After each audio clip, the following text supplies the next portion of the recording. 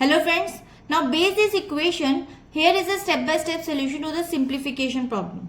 So problem statement is question mark. Find the value of question mark in the following equation. We have an option here. Step-by-step solution says we have to follow the BODMAS rule.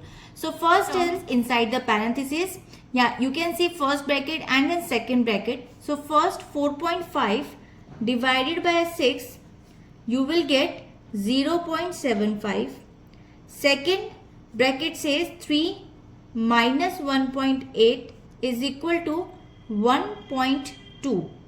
Now the second step says substitute this value back into the equation. So first we'll make the equation 13 plus x multiply 0.75 multiply 1.2 equals to 31. So third step says you have to multiply the numerical factors like 0.75 multiply 1.2, that is 0.9, and after this the equation becomes 13 plus 0.9x equals to 31. So now isolate the variable term 0.9x, subtract the 13 from both the sides, will transpose the values. So fourth step says 0.9x is equal to 31 minus 13.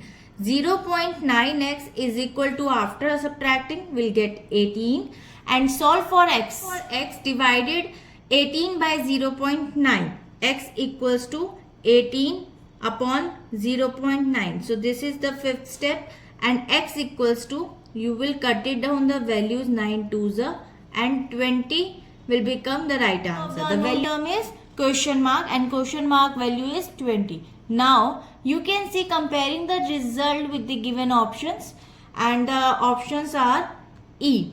E will be the correct answer. So I hope it is clear. We'll meet in the next video. Bye bye.